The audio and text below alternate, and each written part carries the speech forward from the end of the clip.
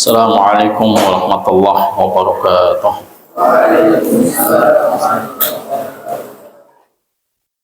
Innal hamdalillah nahmaduhu wa nasta'inuhu wa nastaghfiruh wa na'udzu billahi min shururi anfusina wa min sayyiati a'malina. Man yahdihillahu fala mudilla lahu wa man yudlil fala hadiya lahu. Asyhadu an la ilaha illa wahdahu la syarika lahu wa asyhadu anna Muhammadan abduhu wa rasuluh. Ya ayyuhalladzina amanu taqullaha haqqa tuqatih wa la tamutunna illa wa antum muslimun. Qala Rasulullah sallallahu alaihi wasallam, wa majtama'a qaumun fi baitin min buyutillah yatluna kitaballah wa yatadarasunahu bainahum illa nazalat alaihimus sakinah wa ghashyatumur rahmah wa haffathumul malaikah wa dzakarahumullah fi man indah. Amma ba'd. Ya tullabal ahibba, alhamdulillah atas izin Allah subhanahu wa ta'ala kita bisa melaksanakan suatu perintah dari Allah subhanahu wa ta'ala untuk terus mengabdikan diri kepadanya dan mengisahkan Allah subhanahu wa ta'ala baik dalam hal rububiyah maupun uluhiyah, karena inilah salah satu di antara hikmah Allah subhanahu wa ta'ala ciptakan jin dan manusia, melainkan untuk beribadah kepada Allah subhanahu wa ta'ala. Begitu juga salawat serta salam semoga tetap tercurahkan pada baginda suwatuna wa nabiyina Muhammad bin Abdullah, pada keluarga beliau dan para sahabatnya, serta kepada umat yang senantiasa mengikuti ajarannya sampai hari kiamat kelak. Ayatullah al-ahibba, insyaallah pada kesempatan malam ini kita akan melanjutkan kembali pembahasan dari kitabnya Al-Kabair dari Al-Hafidh Abu Abdullah Muhammad bin Ahmad bin Uthman Adz-Dzahabi, yang dikenal dengan Imam Adz-Dzahabi, yang wafat pada tahun 748 Hijriah. Kita masuk pada Al-Kabiratur Rabi'ah Asyarah, dosa besar yang ke-14, Surbul Khamri wa illam yaskaru minhu. Jadi meminum khamr meskipun tidak memabukkan, ya. Jadi pada yang ke-14 ini adalah dosa besar yang ke-14, meminum khamr meskipun tidak memabukkan.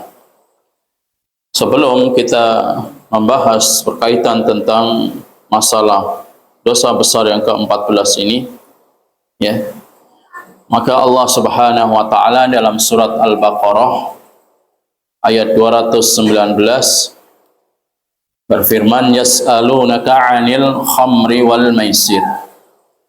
Mereka bertanya tentang khamr. Apa itu khamr? Suatu yang bisa memabukkan, ya. Jadi minuman yang memabukkan itu namanya khamr, bukan miras, ya. Kalau minuman keras itu tidak semuanya haram, seperti es batu itu kan keras, ya. Minuman keras itu es batu, tapi halal, ya. Tapi yang dimaksudkan dengan memabukkan ini adalah, ya, minuman yang mengandung alkohol atau yang obat-obatan zat opium yang menjadikan manusia itu candu, ya. Jadi bisa kecanduan, bisa teler, kemudian bisa akalnya itu tertutup, ya. Kenapa dinamakan khamr? Karena khamr itu artinya menutup, ya. Seperti juga wanita memakai khimar, ya. Karena khimar ini artinya penutup kepala. Khimar, bukan himar. Mal farq bainahuma? Apa bedanya ha dengan kha? Kalau himar apa? keledai. Kalau khimar pakai kha, ya artinya yang bisa menutup ya akal, bisa menutup kepala, itu namanya khimar, khamar. Kenapa dinamakan khamar? Karena bisa menutup akal sehat. Orang yang tadinya dia penakut, supaya berani ya, berani bisa mencuri, berani bisa pacaran, maka dia harus minum khamar supaya tidak takut ataupun tidak malu. Karena akal sehatnya tertutup dengan adanya khamar ya.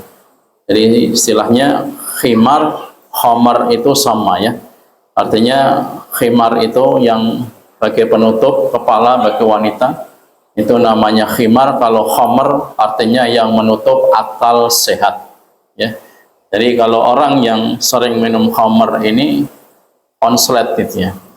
Jadi otaknya itu, akalnya nggak sehat ya. Jadi ngomongnya ngelantur ya. Kemudian akalnya pun akal kebalik gitu ya, bukan akal yang lurus. Jadi mereka bertanya, yas'alunaka 'anil khamri wal maisir. Ya, mereka bertanya kepadamu wahai Muhammad ya tentang khamr wal maisir ya. Minuman yang memabukkan dan juga maisir. Apa makna maisir? Ya, judi ya, judol. Jadi judi alias judol. Ya, apa itu judol? Ya, judi online ya.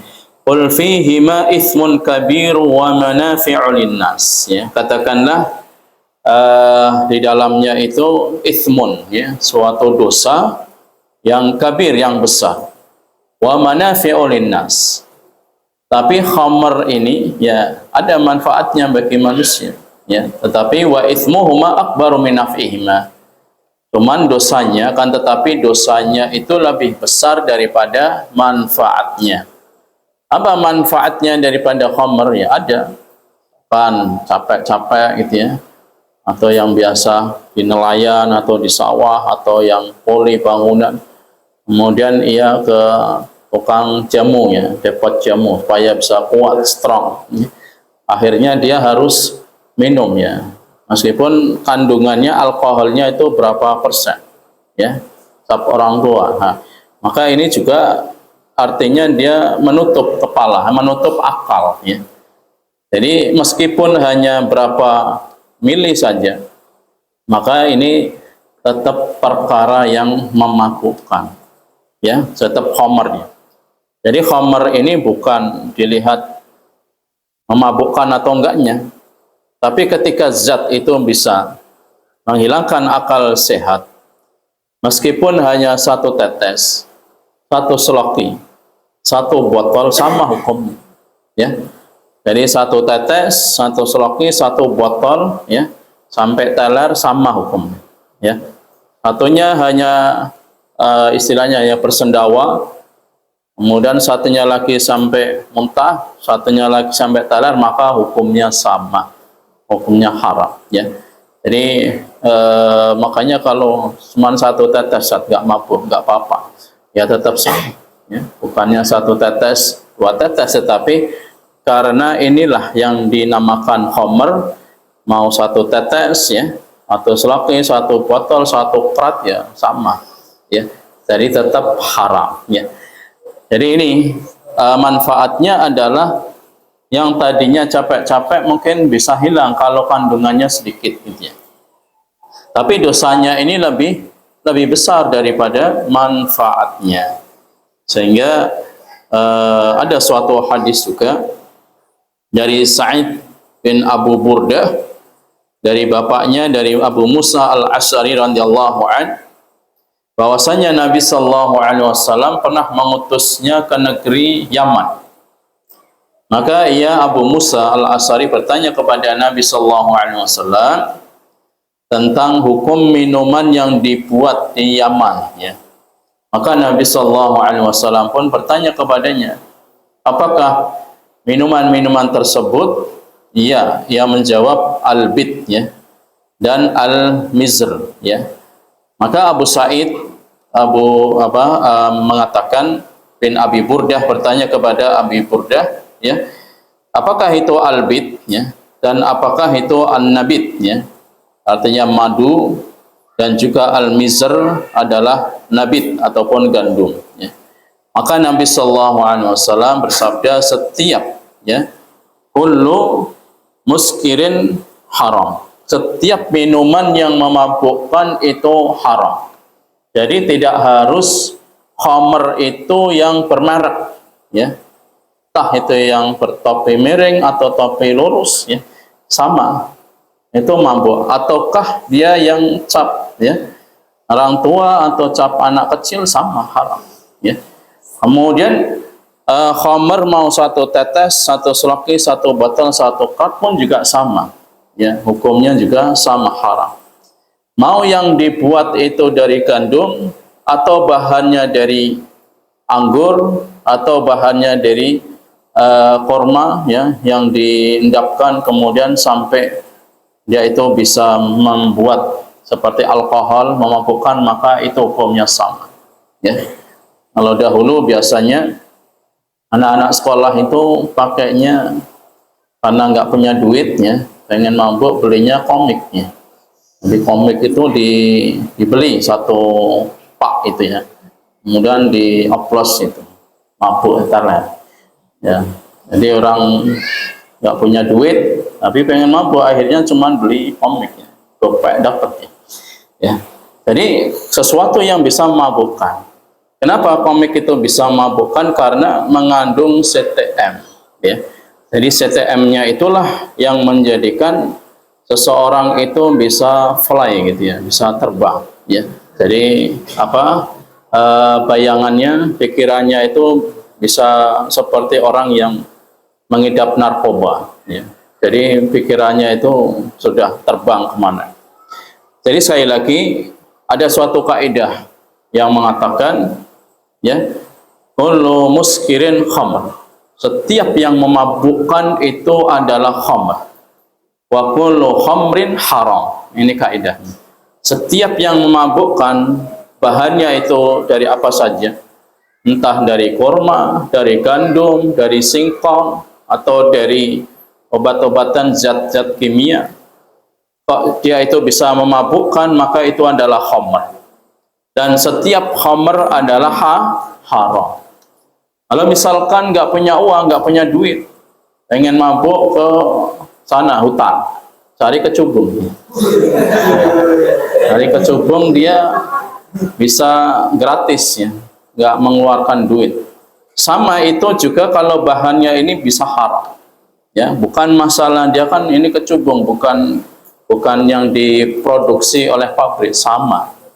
Jadi kaidahnya adalah setiap yang memabukkan itu namanya khamr, dan setiap khamr adalah haram.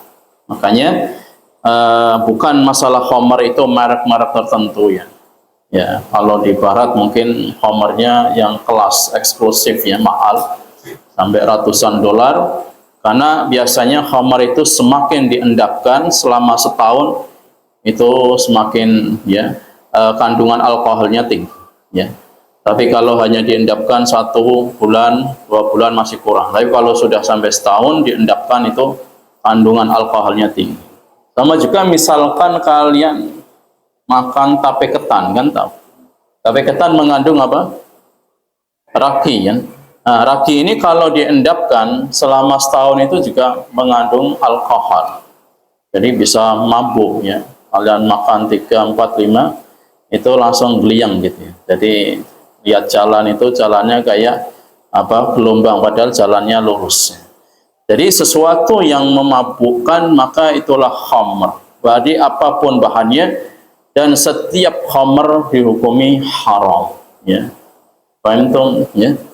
Jadi dari sini kita tahu kaidahnya, ya. Setiap yang memabukkan adalah khamr, dan setiap khamr adalah haram. Kemudian berkaitan dengan khamr ini juga, ya, bahwasannya di dalam Al-Quran ini menyebutkan, ya, menyebutkan berkaitan tentang masalah khamr itu sangat banyak, ya. Di antaranya juga di dalam ya tadi surat Al-Baqarah, kemudian surat Al-Maidah ayat 90 sampai 91. Allah Subhanahu wa taala berfirman, ya ayyuhalladzina amanu innamal khamru wal maisir wal ansabu wal azlamu rijsum min amali syaitan fajtanibuhu la'allakum tuflihun. Ya. Jadi sesungguhnya ya wahai orang-orang yang beriman ya bahwasanya khamr, kemudian maisir ya perjudian, kemudian wal azlam wal ansabu wal azlam ya. Al ansabu wal azlam artinya apa? Jadi perkara yang biasa dipakai untuk perjudian ataupun memanah ya, biasanya untuk mengadu nasib ya dengan panah. Ini adalah semuanya perbuatan syaitan ya. Fajtanibu, maka jauhilah perbuatan tersebut ya, kata Allah Subhanahu wa taala la'allakum tuflihun. Jadi intinya bahwasanya Allah Subhanahu wa taala sampaikan dalam surat Al-Maidah ayat yang ke-90 sampai 91, yang pertama adalah khamr, yang kedua judi, kemudian berhala, mengundi nasib dengan panah. Ini semuanya termasuk dari perbuatan setan ya. Dan bahayanya daripada khamr dan judi ini sangat banyak sekali ya. Jadi ada orang yang berjudi ya, kemudian ia pasang tokel ya, sampai rumahnya pun kejual, nggak punya rumah ya. Kemudian kendaraannya kejual, nggak punya kendaraan. Bahkan sampai terjadi kasus ya, ketika sudah menikah pasangan suami istri, sampai gara-gara judol ya suaminya pun dibakar gitu ya. Ini bahaya ya. Artinya perbuatan judi ya ataupun judol itu benar-benar merusak tatanan kehidupan manusia dalam bermasyarakat maupun bernegara ya. Makanya kita harus menjauhi. Kemudian bagaimana kalau hanya main kartu saja, domino ya, tapi nggak pakai uang ya, sama, itu wasilah nanti akan melakukan perjudian ya.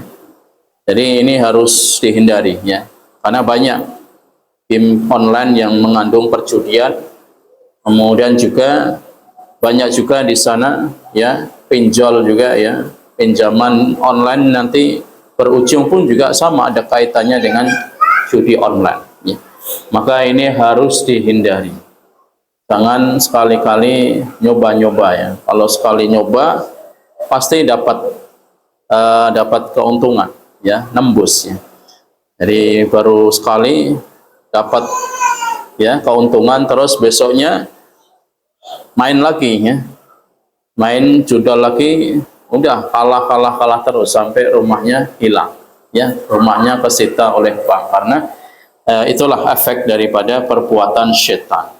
Oleh karenanya Allah Subhanahu wa taala mengatakan bahwa khamr, judi, kemudian ya mengandung nasib dengan memanah tadi, itu perbuatan syaitan, maka jauhilah. Begitu juga di dalam hadis dari Ibnu Abbas radhiyallahu anhuma, qala lamma nazala tahrimul khamr massa sahabatu ba'dhum ila ba'd wa qalu hurrimatul khamr wa ju'ilat adlan lisyirki. Dari dalil dari as-sunnah dari Abdullah ibnu Abbas radhiyallahu anhuma, beliau pernah berkata, ketika ayat khamr ini turun ya, pengharaman khamr ini turun, maka para sahabat sebagian yang lainnya itu berjalan sambil membawa khamr ya. Jadi karena sebelumnya kan ayat ini kan belum turun, dan para sahabat itu biasa minum khamr. Jadi khamr itu sudah menjadikan minuman yang biasa ya. Jadi minuman keseharian ya, mungkin kayak seperti astagfirullah ya. Jadi setiap saat harus ada khamr ya. Jadi dengan ketika ayat ini turun, para sahabat itu khamr masih ada di tangan mereka. Kemudian mereka mengatakan hurrimatil khamr. Ayat ini menjelaskan tentang haramnya khamr dan dijadikanlah ju'ilatun adlan lisyirk, ya. Maka bersamaan juga dengan ayat yang menjelaskan tentang bahayanya daripada syiriknya. Jadi itulah haramnya khamr. Sekali lagi, bukan dilihat dari kuantitasnya, jumlahnya, satu tetes, satu sloki, satu botol, satu prat, tapi hukumnya adalah haram. Sama dengan judi, bukan masalah dia judi 1 perak, 1000, ya, gopek, cepek, sampai seterusnya, maka itu kalau haram ya haram, ya. Jadi bukan dilihat dari segi nominal, tapi adalah ayat yang menerangkan tentang haramnya tadi. Kemudian juga yang disampaikan oleh Abdullah bin Umar radhiyallahu anhuma, bahwasannya annal khamra akbarul kabair. Jadi khamr ini termasuk di antara dosa-dosa besar, ya. Kemudian beliau mengatakan wahiya bila raibin ummul khaba'is, bahwasanya khamr ini adalah tidak ada keraguan induknya, biangnya keburukan itu ada pada khamr, ya. Biangnya keburukan itu ada pada khamr, induknya keburukan itu ada khamr. Seperti tadi, orang ketika ingin mencuri takutnya, kemudian dikasih resep sama temannya, kalau supaya kamu nggak merasa takut, minum 1 sloki, nanti kamu berani. Dikasih 1 sloki, langsung kendaraan punya tetangganya lagi di depan rumah langsung ditilep itu. Kemudian juga ketika dia nggak punya uang, ya, nggak punya uang, kemudian takut ingin mengambil barang punya tetangganya, punya saudaranya. Wah, ini lumayan, ya, ada ayam depan rumah, bisa buat dipanggang gitu, ya, nanti bisa buat lauk, ya. Tadinya takut, ya, tapi ketika sudah minum khamr, ya, 1 sloki ini, kemudian dia nanti akan berani. Makanya yang namanya khamr itu adalah ummul khaba'ith. Jadi induk dari biangnya, dari keburukan itu ada pada khamr. Nah, tadinya dia takut berzina, setelah khamr dia sudah teler, itu sudah nggak ada rasa takut lah. Mau membunuh, mau istilahnya apa, tawuran, ya, sudah nggak takut lagi karena sudah teler, ya. Jadi naik motor sampai kepalanya, ngangkat kepalanya aja nggak kuat, ya. Itu tinggal dicemplungkan sumur orang seperti itu, ya. Jadi intinya bahwasanya yang dijelaskan oleh beliau Abdullah bin Umar radhiyallahu anhuma, bahwasanya khamr ini termasuk daripada dosa-dosa besar dan dia adalah induknya, biangnya daripada keburukan. Wa qatlu'ina syaribuha fi ghairi ma hadis, ya. Dan dilaknatnya, dijauhkan dari rahmatnya bagi orang yang minum khamr tersebut, gitu, ya. Jadi dalam khamr ini hukumnya sama, ya. Baik meskipun dia itu enggak minumnya, tapi menjual. Ketika ditanya, kamu minum khamr enggak? Kamu jualan khamr? Iya. Apa hukumnya? Orang yang tidak minum tapi jualan dia. Apa hukumnya? Orang yang tadi yang dia mendapatkan keuntungan dari jualan khamr meskipun tidak minum khamr tadi. Hukumnya apa? Halal atau haram hasil dari penjualannya? Haram. Sama dengan rokok tadi. Saya nggak merokok, tapi saya jualan rokok. Jadi ya sama hukum, ya. Orang yang jualan rokok, jualan khamr, meskipun dia nggak merokok, nggak minum khamr, hukumnya sama, ya. Sama dengan orang yang mengambil pinjaman ribawi, baik yang mencatat, baik yang ngasih, baik yang security, hukumnya sama, ya. Dari suap pun juga sama. Ar-rashi wal murtashi, yang menyuap atau yang disuap, hukumnya juga sama. Jadi sekali lagi, khamr yang menjual, yang minum, kemudian yang mengkonsumsi dan yang membuatnya, hukumnya sama. Jadi kita harus hindarinya, supaya kalau kita ingin mendapatkan keberkahan dalam jual beli, maka hindarilah jualan-jualan yang itu diharamkan oleh syariat Islam. Selanjutnya, apa hukumannya bagi orang yang mabuk tadi? Nabi sallallahu alaihi wasallam bersabda, "Man syaribal khamra fajlidu." Barang siapa yang minum khamr maka cambuklah dia. Tahu dicambuk? Tahu cambuk? Mau nyoba? Ya. Jadi dicambuk itu ambil cemeti, ya, dadung, kemudian dicambukkan. Itu hukuman bagi pemabuk, bagi orang yang minum khamr, ya. Hukumnya dicambuk. Kemudian fa'in syaribaha ar-rabi'ah faqtulu. Kalau dia masih minum lagi sampai yang keempat kalinya maka faqtulu, dieksekusi. Datangkan sama Al-Qujub, ya. Jadi hadis ini sahih diriwayatkan oleh Abu Daud. Tapi ini ya sebagian para ulama mengatakan bahwasanya orang yang minum khamr, ya, meskipun ini adalah dosa besar, beda dengan orang yang membunuh. Kalau membunuh ini kan ada hukumannya qisas, kan, ya. Tapi kalau khamr ini sebagian para ulama itu yang sampai pada cambuk aja, ya, dicambuk. Kemudian berkaitan juga tentang bahayanya daripada khamr, ya. Di sana masih banyak ayat-ayat dan hadis-hadis dari Nabi sallallahu alaihi wasallam seperti dari Amr bin Harith. Hadatsani Amr bin Shu'aib an abihi an Abdullah bin Amr an Rasulillah sallallahu alaihi wasallam qala man taraka as-salata sukran marratan wahidatan faka'annama kanat lahu dunya wa ma 'alaiha fasullibaha wa man taraka as-salah arba'a marrat sukran kana haqqan 'ala Allahi ayaskihi min tinatil khabal. Qila ya Rasulullah wa ma tinatul khabal? Qala usaratu ahli jahannam. Sanadun sahih, ya. Jadi sekali lagi Nabi sallallahu alaihi wasallam, hadis yang dibawakan daripada Amr bin Harith, ya, dari Nabi sallallahu alaihi wasallam menyebutkan barang siapa yang meninggalkan salat, ya, meninggalkan satu salat karena mabuk dia, ya, satu kali, maka seolah-olah dia itu, ya, orang yang akan disuliba alaiha ad-dunya, kanat lahu dunya wa ma 'alaiha fasuliba.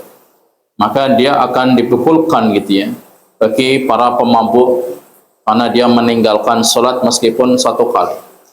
Kemudian Nabi sallallahu alaihi wasallam mengatakan kembali, barang siapa yang meninggalkan salat sampai 4 kali karena mabuk, karena orang yang mabuk itu enggak boleh salat, ya. Ayatnya apa? Dalam surat Al-Baqarah. Wa la taqrabu sholata wa antum sukara. Janganlah kalian ini mendekati salat, melaksanakan salat sedangkan kalian apa? Mabuk. Hatta ta'lamu ma taqul. Sampai kalian itu paham dengan apa yang kalian ucapkan. Makanya sebagian dai ada yang mengatakan enggak apa-apa. Mabuk itu tetap sholat itu, jadi nggak boleh. Ya, sekarang kalau orang yang mabuk teler itu sholat, kira-kira dia paham nggak yang dibaca sampai ayatnya, kemudian jumlah rakaatnya, yang tadinya misalkan, ya, ketika membaca surat Al-Fatihah, itu, ya, kemudian belum selesai ghairil maghdubi alaihim waladdallin, bukannya amin, ya, tetapi dia mengatakan, ya, dengan kalimat-kalimat yang lainnya, ya, bukan amin tapi yakin, gitu. Ini kan salah satu efek daripada mabuk, ya. Jadi akalnya sudah tertutup. Belum lagi, ya, ketika dia itu baru rukuk, ya, jadi belum rukuk ini belum selesai langsung sujud karena teler tadi. Jadi karena sempoyongan, nggak kuat i'tidal sami Allahu liman hamid. Sampai dia itu benar-benar gak paham apa yang dibaca. Makanya Allah Subhanahu wa taala sampaikan, Janganlah kalian itu mendekati sholat atau mengerjakan sholat sedangkan kalian itu mabuk, ya, sampai kalian itu paham dengan apa yang kalian ucapkan. Selanjutnya kata Nabi Shallallahu Alaihi Wasallam, "Sukran kana haqqan 'ala Allahi an yasqiyahu min tinatil khabal." Barang siapa yang meninggalkan sholat 4 kali karena mabuk, maka baginya berhak mendapatkan minuman dari Allah Subhanahu wa taala min tinatil khabal.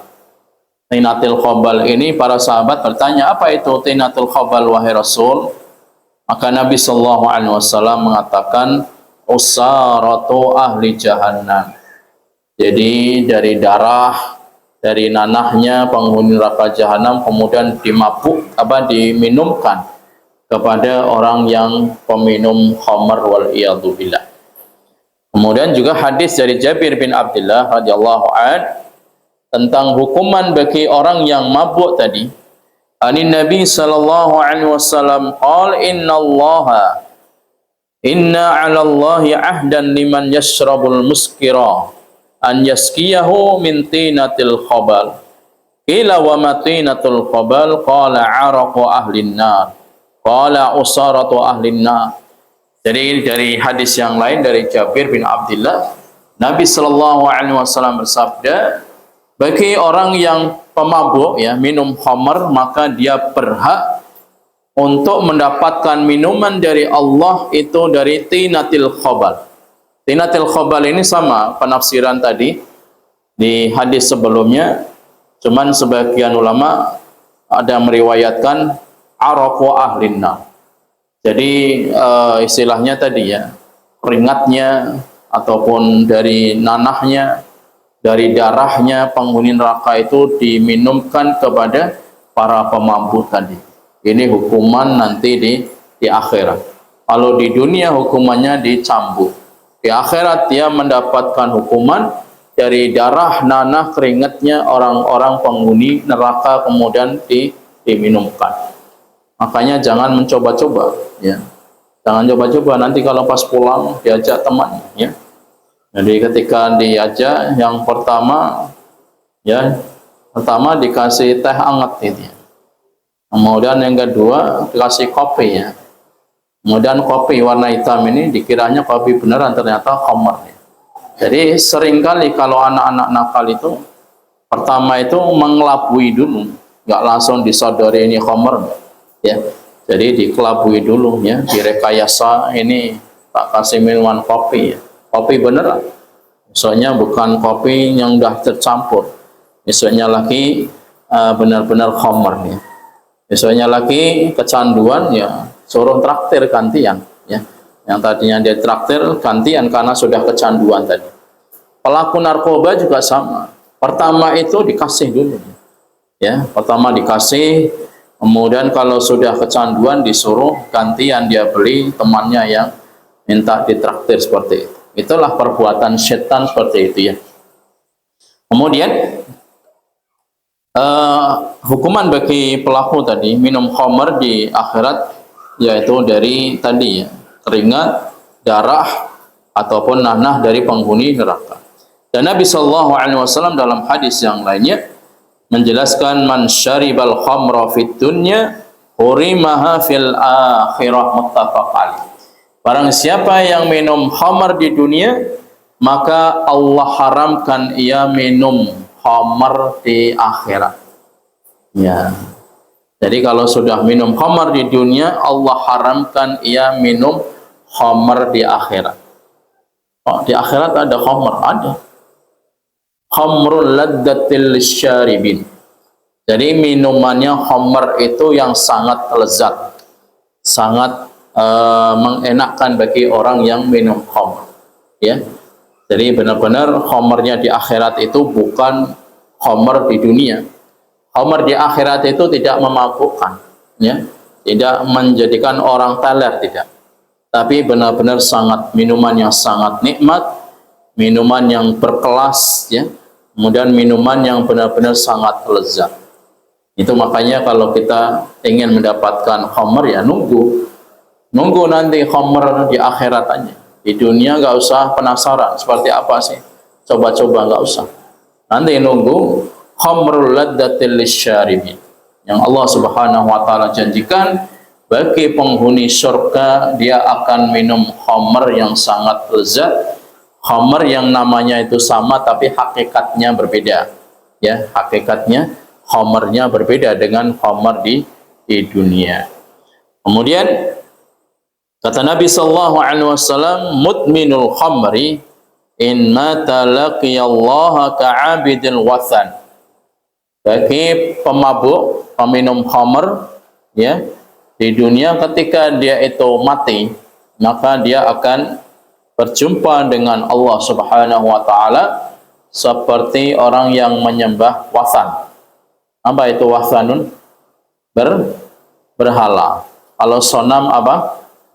Patung. Kalau wathanun, berhala. Itu lebih umum. Jadi kalau orang yang biasa minum khamr karena dia ngeleleng gitu ya. Jadi ketika di rel ya, nggak taunya dia melihatnya seperti jalan lurus ya. Jadi nggak melihat rel karena mabuk teler. Akhirnya dia langsung lewat aja karena nggak ada palangnya. Kemudian keretanya lewat ya, mati. Ya. Jadi kalau orang sedang mabuk kemudian mati, maka ia berjumpa dengan Allah seperti orang yang menyembah berhala. Berarti membawa dosa yang sangat besar gitu ya. Hadis ini diriwayatkan oleh Imam Ahmad di dalam musnadnya. Coba diulangi tadi ya. Apa yang kalian catat itu tentang khamr gitu ya. Jadi khamr itu apakah yang memabukkan atau yang tidak memabukkan yang haram? Dua-duanya, bukan yang memabukkan. Kalau nggak memabukkan sama tetap khamr ya, tetap haram tadi. Apa kaidahnya tadi yang Ustaz sampaikan? Kaidah supaya kalian itu paham. Jadi khamr itu tidak melihat dari bahannya. Bukan dari hanya anggur saja, bukan dari gandum, bukan tepung, bukan korma, bukan tape, bukan yang lainnya, tetapi kullu muskirin khamr. Setiap yang memabukkan itu apa? Khamr. Wa kullu khamrin haram. Setiap khamr itu haram. Itu kaidahnya ya. Jadi setiap yang memabukkan itu berarti khamr dia. Ya, banyak contoh kecubung ya. Kecubung nggak dibuat ya, tapi dia membuat orang teler ya. Membuat orang itu jalannya sempoyongan ya. Kayak habis berputar ya. 10 kali kan dia teler tanpa harus minum.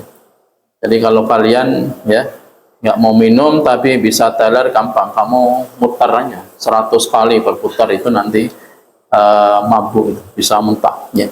Jadi sekali lagi, setiap yang memabukkan itu khamr, dan setiap khamr adalah hukumnya haram ya. Kemudian hukumannya apa? Hukumannya bagi orang yang minum khamr di dunia dicambuk ya. Jadi dicambuk hukuman. Kemudian kalau dia meninggal dunia ya, maka dia akan berjumpa dengan Allah seperti apa? Seperti orang yang menyembah berhala. Jadi itu ya, artinya bahayanya dari khamr itu, jadi sarafnya itu rusak ya. Bahayanya khamr itu sarafnya rusak, konslet ya. Kemudian diajak ngobrol itu nggak nyambung gitu, ngelantur ngomongannya kemana-mana ya. Kemudian melihat orang ya sedang naik motor ya, karena dia ingin keburu-buru, di klakson itu dikiranya menantang, padahal sama-sama naik motor itu karena udah konslet ya. Jadi orang yang tensinya gampang naik, bawaannya dia marah karena efek daripada minum khamr, sarafnya itu sudah terputus ya. Hanya lebih baik yang waras itu ngalah ketika ada anak-anak yang seperti itu ya, nggak usah dilayan ya. Itu aja yang bisa saya sampaikan, bahwasanya dosa besar yang ke-14 adalah minum khamr, karena itu bahayanya sangat besar, mendapatkan hukuman di dunia maupun di akhirat. Fi bihadzal qadar bi kafaratul majlis, subhanakallahumma bihamdika asyhadu an la ilaha illa anta astaghfiruka wa atubu ilaik. Wassalamu alaikum warahmatullahi wabarakatuh.